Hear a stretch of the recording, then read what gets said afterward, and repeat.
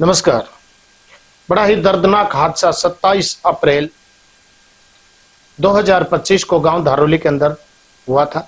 बताया जाता है कि रात 12:30 बजे हुई थी धारोली गांव में एक आगजनी, जिसके अंदर छोटी बहन निधि की मौके पर हो गई थी मौत। बड़ी बहन भी आग में झुलसी हुई थी। उसको लेकर के एम्बुलेंस सिविल हॉस्पिटल झज्जर लेकर के गई। वहां के डॉक्टरों ने कोमल को कर दिया था पीजीआई रोहतक रेफर। बताया जाता है कि 28 अप्रैल से लेकर के 15 मई तक कोमल अपनी जिंदगी से लड़ती रही। आखिरकार 15 मई को रात्रि 8:30 बजे वो अपनी जिंदगी की जंग हार गई। बताया जाता कि सांसों की माला को पकड़े जिंदगी से लड़ रही थी, पर 8:30 बजे वो सांसों की माला टूट जाती है।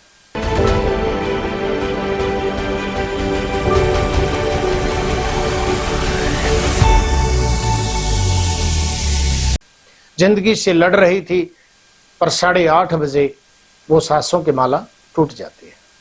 इधर से बीच बीच में परिवार के लोग भी जाना चाह रहे थे, लेकिन किसी की भी कोई बात नहीं हुई। इस केस के अंदर पुलिस भी कोमल के बयान दर्ज ना करा पाई। यही बताया जाता है कि परिवार वाले से हमारी बातें हुई। उनका कहना था कि एकमात्र कोमल ही इस पूरे हादसे की चश्मदीद गवाह थी, लेकिन ये पूरा राज उन्हीं के साथ दफन हो गया है। निधि और कोमल की बड़ी मौसी सरोज देवी गांव गादला से बताया जाता है कि पिछले इतवार को उसकी मौसी और मौसी का लड़का मिलने के लिए पीजीआई के अंदर जाते हैं। वो करीब 9:45 बजे वहां पहुंच जाते हैं। वहां पर सिक्योरिटी वालों ने उसको रोक लिया और जो मिलने का समय था वो करीब 12 और 1 के बीच का रखा गया। उसी दौरान में और सिक्योरिटी वालों ने बताया कि कोमल के जो हस्बैंड है वो या कोमल की ननद, अगर वो कहेंगी तो आपको मिलने दिया जाएगा, वरना नहीं मिलने दिया जाएगा। क्योंकि उधर से फिर कोमल के हस्बैंड आए तो उन्होंने काफी मिन्नतें उससे की कि हम अपनी बेटी से मिलना चाहते हैं, लेकिन बताया जाता है कि उसके हस्बैंड ने उनको मिलने नहीं दिया गया।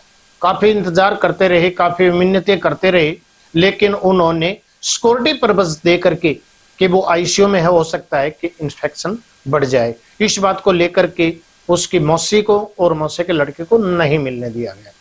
इधर से परिवार वालों का ये आरोप है कि हो सकता है शायद उस दिन हम अगर कोमल से मिल लेते तो शायद कोमल कुछ हमें बता पाती, लेकिन उनको मिलने नहीं दिया गया। इस बात का बड़ा दुख उनके दिल में है। इधर से बताया जाता है कि इस केस बिल्कुल शीशे की तरह से साफ हो चुका है, क्योंकि जो कोमल के जेठ था नरेंद्र, जिसको पुलिस ने अरेस्ट किया है, और 2 उनके साथियों को भी अरेस्ट कर रखा है। और जब पुलिस ने नरेंद्र को अरेस्ट किया तो नरेंद्र ने अपना गुनाह कबूल कर लिया था। उन्होंने बता दिया था कि मैं 4 लीटर पेट्रोल लेकर के आया और बाहर जंगले से फेंक करके मैंने आगजनी की है। अभी इसके साथ साथ परिवार वालों ने खास कोशिश यही थी कि इस केस में कुछ रोशनी आ सकती है अगर कोमल अच्छी तरह से अपने बयान दर्ज करा पाएगी तो। अब परिवार का कहना है कि क्या निधि को और कोमल को न्याय मिलेगा। वो प्रशासन की तरफ मुंह भाई इंतजार कर रही हैं कि प्रशासन उनकी मदद करेगा और जो सही दोषी है उसको सजा देगा।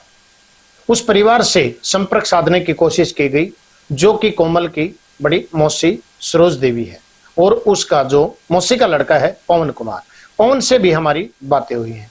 हमने पवन से बातें की तो पवन का यही कहना है कि हो सकता है, हमें आशा थी इस बात की कि कोमल बोलने लग गई थी।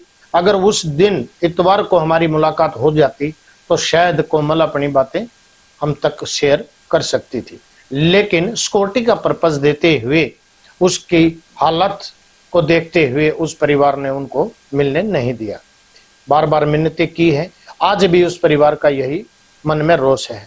वो हर न्यूज से, हर मीडिया से यही गुहार लगा रहे हैं कि भाई प्रशासन इसके ऊपर एक विशेष जांच गठित की जाए और दूध का दूध और पानी का पानी किया जाए। हो सकता है कि इनके अलावा कोई और भी इसमें दोषी हो सकता है। उनके जो चचेरे भाई थे पूरन, धारोली निवासी, उससे जब हमने संपर्क साधा तो उन्होंने सुबह हमें बताया कि अभी उसका पोस्टमार्टम चल रहा है। पोस्टमार्टम के बाद उसकी बॉडी उसके ससुराल में लाई गई।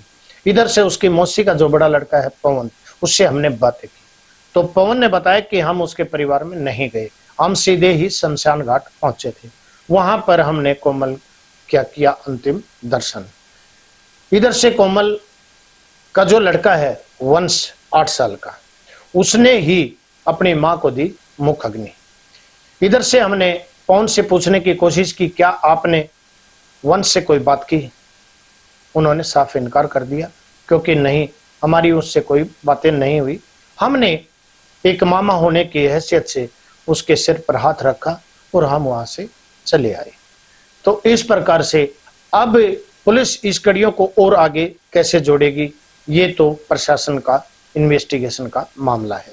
और बताया जाता है कि आज 16 मई को उनके ससुराल में कोमल का अंतिम संस्कार कर दिया गया है।